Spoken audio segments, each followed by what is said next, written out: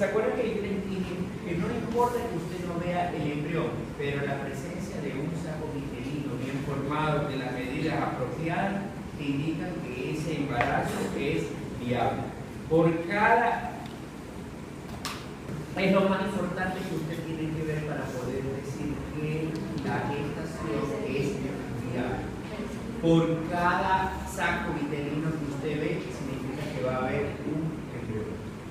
La ausencia del saco vitelino, usted puede decir que se trata de un huevo anembrión.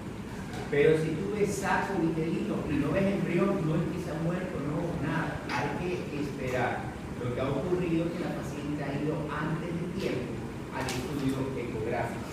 ¿Estamos? El saco vitelino es lo primero que se ve dentro del saco gestacional. ¿Cuándo se lo ve? El saco gestacional mide aproximadamente de 10 a 15 milímetros de diámetro. ¿Ok? ¿Y por qué es importante? Por todo esto, señores, ya que el saco vitelino es lo que lo mantiene vivo el embrión, permite la transferencia de nutrientes, es el encargado de la hematopoiesis y da origen a lo que se llama el intestino primitivo. El saco vitelino, para su formación, crece en la 10ª parte de lo que crece el saco gestacional, porque el saco gestacional crece en una tasa de 1.1 milímetros por día, en cambio el saco vitelino crece en la 10ª parte, una milésima, pero 0,1 milímetro por cada milímetro de crecimiento del saco gestacional.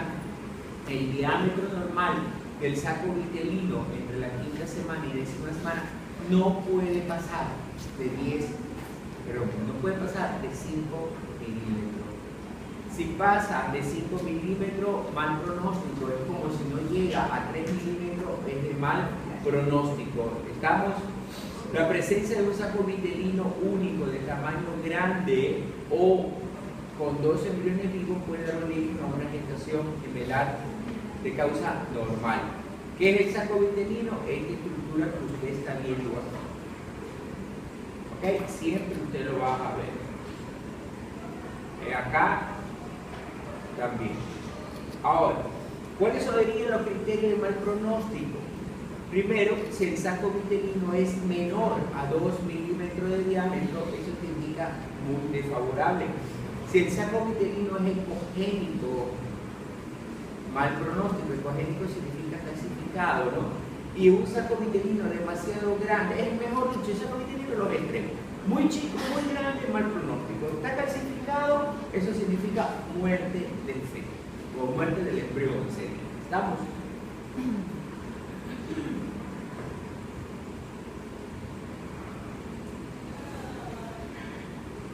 Este es un caso bonito, eso lo vamos a ver en aborto.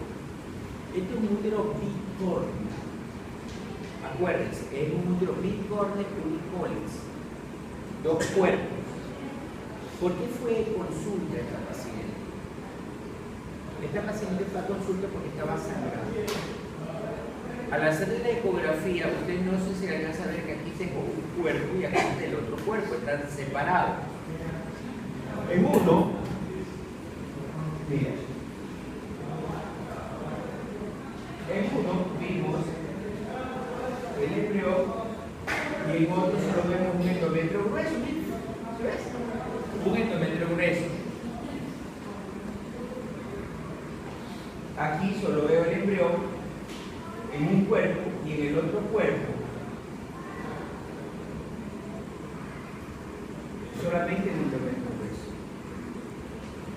¿Por qué consultaba? Por sangrado.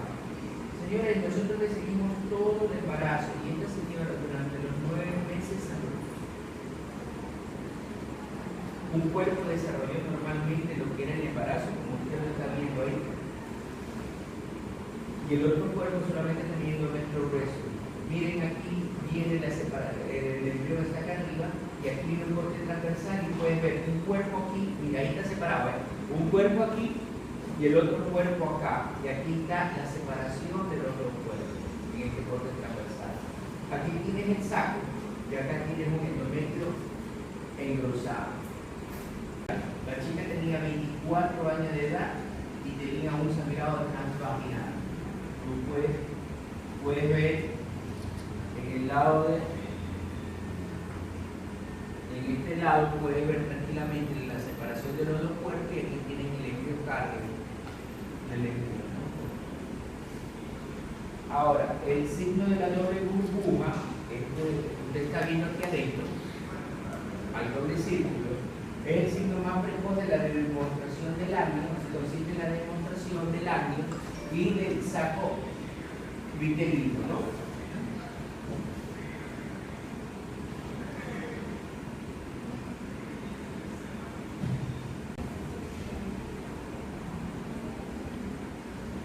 La visualización del ágneo, señores, en ausencia de embrión detectable ecográficamente se ve cuando... Aquí estoy hablando, me perdí.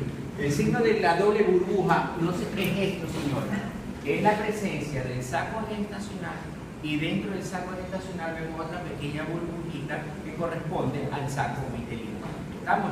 Eso es una demostración de un embarazo viable. Punto.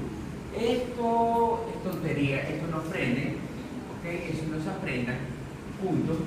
Y acá vamos a tener el saco, miren, el saco amniótico, que es esta membrana que usted está viendo. ¿Ok? Saco vitelino, miren, este es el signo de los 3 círculos, que creo que les enseñé. Primer círculo, saco gestacional. Segundo círculo, el saco vitelino. La presencia del saco gestacional y solo el saco vitelino, como usted lo está viendo, es la presencia de doble burbuja. Y acá, cuando ya aparece el embrión, tenemos el signo de los 3 círculos: saco gestacional, saco vitelino, y no sé si alcanzan a ver con una membranita muy fina que lo envuelve, que se denomina saco amniótico. ¿Okay? Ahora, el cordón umbilical, ya eso usted se lo sabe de memoria.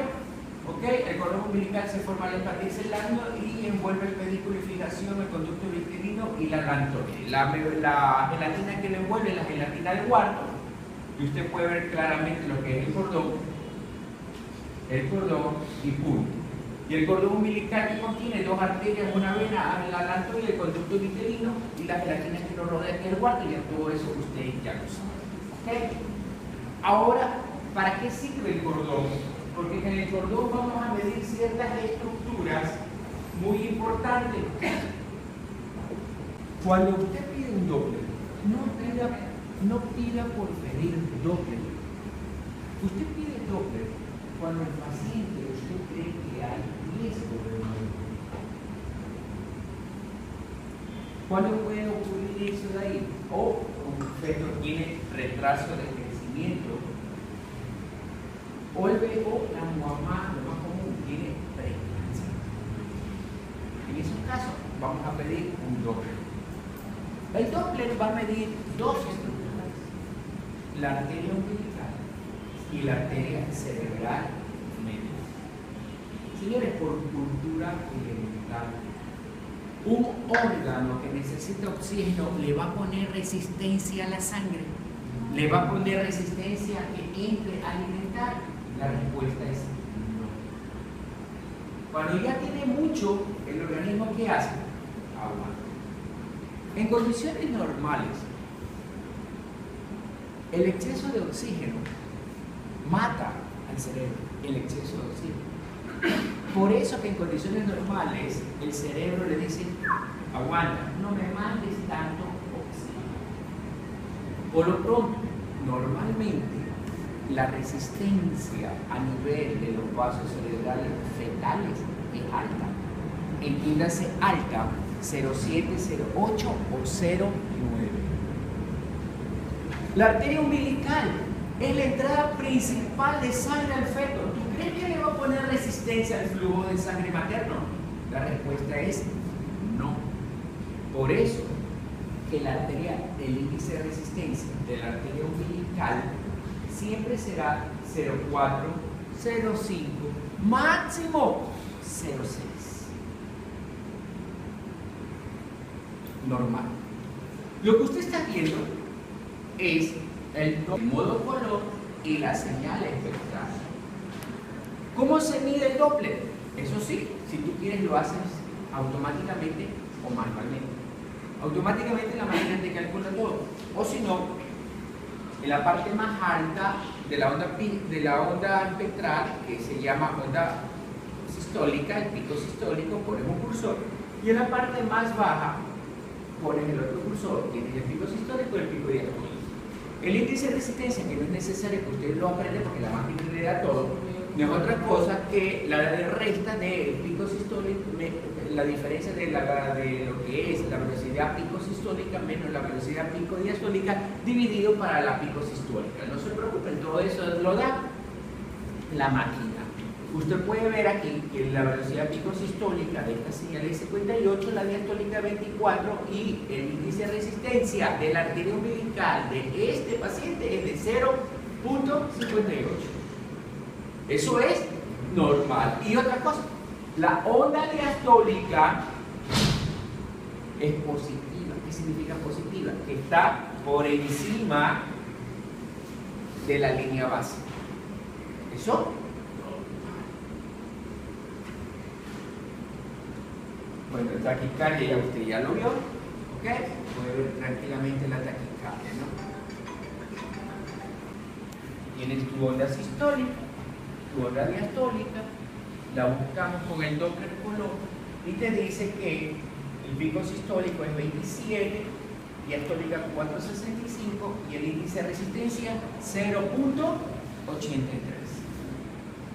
¿Qué pasa en una situación de emergencia? Entendiéndose situación de emergencia, una preeclampsia o una mujer eclántica que sufre de hipertensión. Ese bebé va a empezar a tener hipoxia y el organismo protege al feto 4 órganos vitales. ¿Cuáles son los 4 órganos? Cerebro, corazón, riñón e hígado. Si en condiciones normales el cerebro le dice, estópenme, no más oxígeno, ¿qué cree que va a pasar ahora? El cerebro necesita más oxígeno. Entonces el índice de resistencia, ¿qué va a hacer? Se va para abajo. 0,5, 0,4, 0,3. Y en la arteria umbilical, el arterio umbilical aumenta, pero no porque quiere, sino porque como hay hipertensión de la mamá, los vasos están contraídos y el índice de resistencia subió. Se invirtieron. Y tú te vas a dar cuenta en esto. Pero cuando ya tengas tú el índice de resistencia de la arteria umbilical, ¿cuánto es? ¿Dónde está? 0,58. Y el de la arteria cerebral 0,83. ¿Qué hacemos en condiciones normales? Yo saco lo que se llama un índice cerebroplacental. Yo mido el índice de resistencia de la arteria cerebral media, en este caso 0,83, lo divido para el índice de resistencia de la arteria umbilical. En condiciones normales, es decir, hemodinámicamente el bebé no está sufriendo, siempre tiene que ser más de 1. Siempre más de 1. Siempre. Donde el índice de resistencia es 0,9, 0,8, sufrimiento fetal agudo. Donde es 0,8, 0,7, 0,6, sufrimiento fetal crónico. Y ojo con lo que voy a decir. Donde una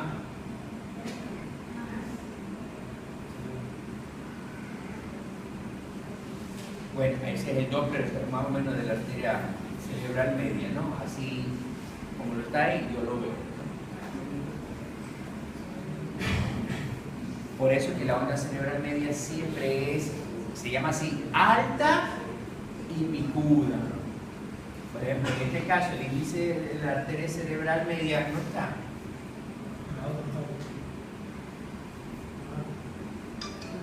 Donde dice 0,89.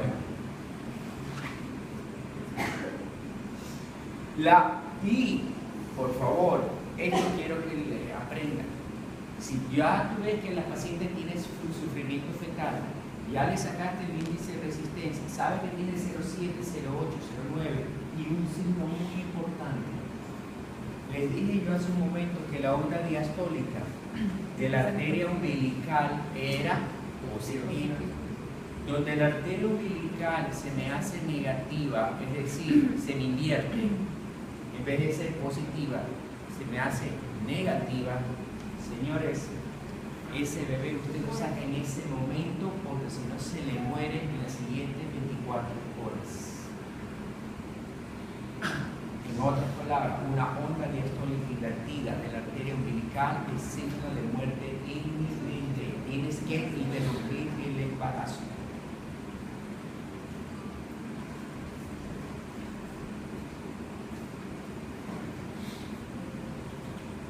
Ahora, el Doppler también me sirve para esto.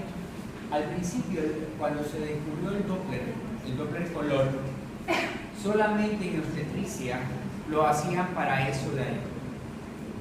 Tú lo tienes en corte longitudinal aquí y estás viendo como el cordón alrededor del cuello. Y eso es un trauma para las mamás, que tú le digas circular de cordón. ¿Usted ha visto alguna vez en la extra que sale un anuncio, feto se ahorcó porque iban a nacer?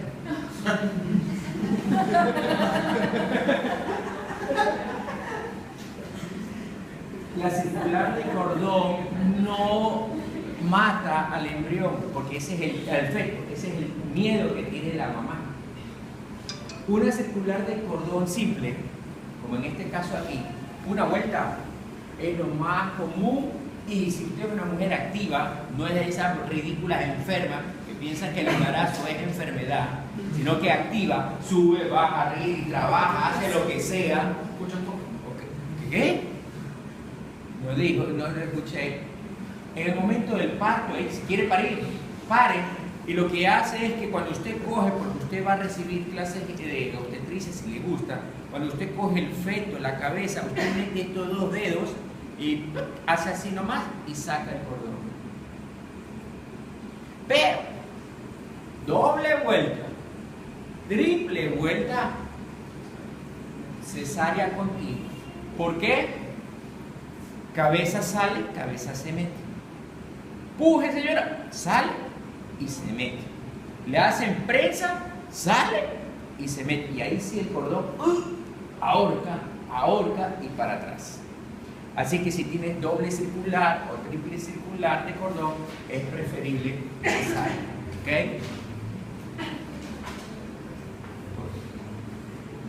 Ahora, ¿qué es lo que vamos a ver, señores, en un estudio normal? En la siguiente clase vamos a ver las patologías. En un estudio normal, durante el primer trimestre, se identifica en la mayoría de las estructuras anatómicas. La organogénesis termina en la semana 10, es decir, se empieza a desarrollar y se debe rastrear al feto desde la cabeza hasta la pelvis en todos los cortes y reconocemos todos los marcadores anatómicos de normalidad. A nivel de la cabeza tenemos que ver bien la forma de la calota, ver los plexos coroides y las mediciones que como ya se las voy a enseñar de la ecobiometría, se hace a la altura de los tálamos. A la altura de los tálamos y siempre se va de la tabla interna a la tabla externa. ¿Ok? Luego vamos a ver el macizo facial. En cortes axiales vamos a ver si los globos oculares tienen a la misma distancia. El hueso nasal muy importante para el despistaje de trisomía 21 que se vuelve visible a la semana 11. El paladar duro tiene una línea que yo trazo de aquí con el eje del cuerpo, de la cara. Del paladar duro con el eje del cuerpo tiene que ser siempre menor de 90 grados. Vemos mandíbula, maxilar superior, labio leporino con el eco 3D. En el tórax vamos a ver obviamente la columna, la costilla, los pulmones, la ecogenicidad siempre va a ser mayor que la del hígado. Miren, el pulmón siempre es más ecogénico que el hígado. Y en el corazón vamos a identificar las 4 cámaras. Ya se pueden detectar anormalidades, como por ejemplo lo más común y como es la posición de grandes vasos, defecto del tabique interauricular, un defecto del tabique interventricular, estamos pensando en síndrome de Down, o la presencia de un foco intracardíaco hiperecogénico, podemos estar pensando en el síndrome de dado. Puedes ver la salida de los grandes vasos, cruce de los grandes vasos, la frecuencia cardíaca, que ya lo sabemos. En el abdomen ver las paredes abdominales íntegras, ¿sí? Es normal lo que se llama la herniación fisiológica. Por eso que tú no puedes decir que el paciente tiene una gastroquisis ventral, sino que hay que esperar. Si la burbuja gástrica está presente, si el diafragma está completo, si el hígado y la vesícula, etcétera, etcétera. ¿Estamos?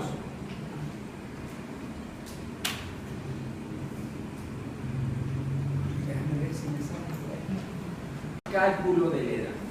Para terminar el primer capítulo, ya cuando tienes el feto, has visto todas las estructuras, llegamos a la última parte, la ecometría. Como ustedes saben, yo lo dije el primer día de clase, nunca le creo yo a la mujer la fecha de última regla. Y se lo recomiendo, no lo haga. No lo haga. Si usted sabe hacer ecografía, hágalo, pero hágalo bien. Tampoco es tomar medidas por tomar medidas. Cuando yo voy a dar un resultado, se le explica a la paciente que no se le va a, que el resultado que vamos a ver es el resultado de 5 medidas. Usted tampoco váyase de una sola, sino que debe medir 5. Y que las 5 medidas tratar de que coincidan, ¿sí? Pero por días, por una semana no vas a pelear. ¿Qué es lo que vamos a calcular? En el primer trimestre, señores, solamente existen 2 medidas. La del diámetro del saco gestacional y la más común, la longitud cráneo-rabadilla. Y por favor, si usted va a ser obstetra o ginecólogo, guarde el primer examen, la primera medida del primer trimestre. Créame que es la más exacta. Es lo más exacto que hay. Medimos el saco gestacional entre la 5ª y 10ª semana, ¿ok? Lo más confiable, obviamente, como es el primer trimestre, solamente se la va a ver por vía vaginal. Normalmente entre 8 y 16 milímetros ya debe de aparecer el embrión. ¿Qué es lo que medimos, señores? El saco. Medimos el saco.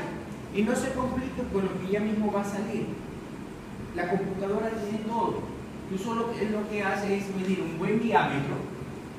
Y la computadora te dice que ese saco gestacional mide 1.81 centímetros que corresponde a 7 semanas, 2 días. ¿Vale? Y tú vas midiendo y anotando, o sea, vas ingresando a la computadora.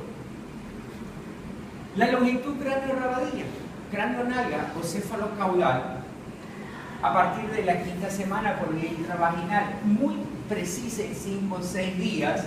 ¿Okay? Y es la mejor medida que yo recomiendo hasta la semana, 12 semanas, 6 días. ¿Qué es lo que medimos? Desde la parte más alta del vértex cerebral hasta la parte final de la columna, ¿no? Así. Igual, lo medimos, en este caso, este embrión, mira, mide 4.35 centímetros, que corresponde a 11 semanas, 1 día. Otro efecto. 2.47, 9 semanas, 1 día. Chiquitito, mira. 1.29, 7 semanas, 4 días.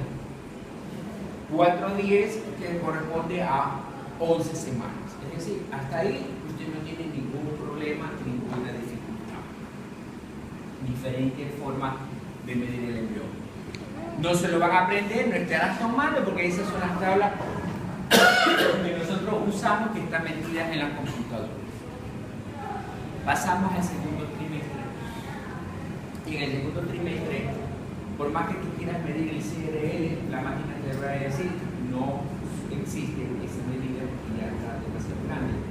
En el segundo trimestre ya se acabó la ecografía endocavitaria y todo es ecografía supracúbica.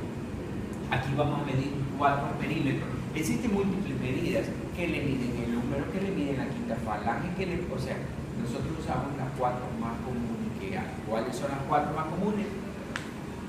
El diámetro biparietal, la circunferencia cefálica, que me va a dar el diámetro exacto de la cabeza, la circunferencia abdominal, que es la que me va a dar el peso abdominal, y la longitud del fémur. La longitud del fémur es la medida más exacta en el último trimestre, mientras que el diámetro biparietal es la medida más exacta en el segundo trimestre. ¿Por qué no es exacta el diámetro biparietal en el último trimestre? Porque la cabeza se coloca en el estrecho superior de la pelvis, y en el momento que se introduce en el estrecho superior de la pelvis, la cabeza disminuye de tamaño. Por eso que en ese tiempo, en el último trimestre, hay una, ¿cómo se dice la palabra? Una descoordinación entre lo que dice la cabeza con lo que dice el resto del cuerpo. ¿Estamos? El diámetro biparietal, entre la séptima semana de 40 semanas, la medida, hacemos un corte transversal, como ya les dije, y se hace a nivel de los tálamos, y se mide de la tabla externa a la tabla interna, de la tabla externa a la tabla interna. El problema del diámetro biparietal es que a veces no contempla la morfología exacta de la cabeza. Ahí usted tiene de la tabla externa a la tabla interna, a la altura de los tálamos.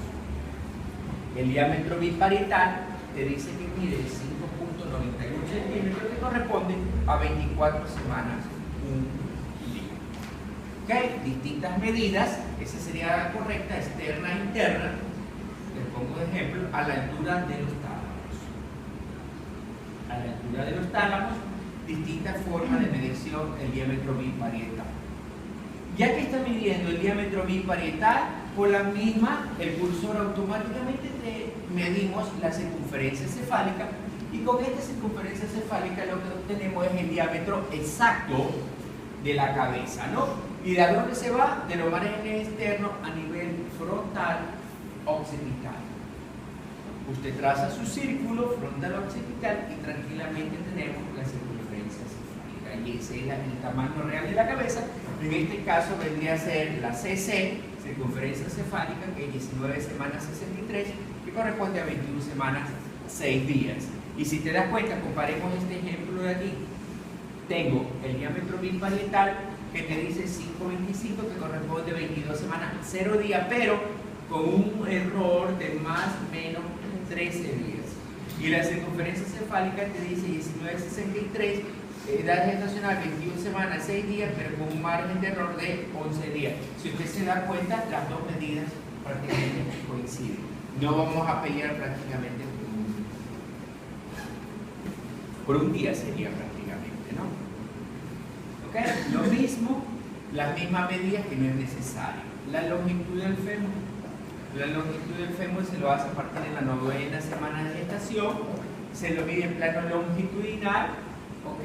Y los cursores se lo ponen a nivel de los extremos del fémur. Usted lo va a reconocer el fémur porque es el típico palito de golf, como ya mismo lo vamos a observar. ¿Estamos? Solo se mide la diáfisis osificada, ¿no? Mira, el típico palito de golf. ¿Ok? En esa medida medimos 3.89, que corresponde a 22 semanas 3 días. Y ese es el mejor amigo de nosotros porque prácticamente es el más exacto, sobre todo en la etapa final del embarazo, ¿no? La longitud del fémur, aquí tienes los dos fémur, cualquiera de los dos puedes medir, ¿no? La circunferencia abdominal a partir de la 8ª semana, ¿ok? Se lo realiza con el plano axial del hemiabdomen superior con la columna en la hora 9 o en la hora 3. Se la realiza con la columna en la hora 9 o en la hora 3, que es lo más exacto, y la línea de demarcación es al nivel de la superficie externa de la piel. Ahí usted puede ver la circunferencia abdominal, lo mismo, la circunferencia abdominal 18.95 centímetros, que corresponde a 23 semanas 5 días. Y la circunferencia cefálica no solamente te da el tiempo, sino que automáticamente que tú mides la circunferencia abdominal, te sale el peso, 583 gramos o 1 libra 5 onzas.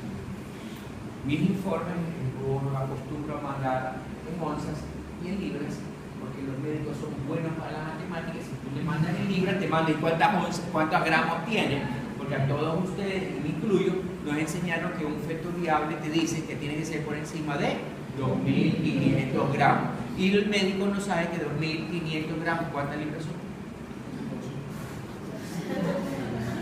Ahí está. Ok, corresponde a 4 libras aproximadamente, 4 libras y media, ¿no? Sí, creo que.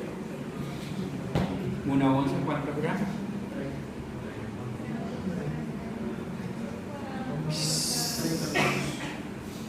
Ok, la circunferencia abdominal y el peso. Galería 3D, para que vean lo que se puede obtener. Los bebés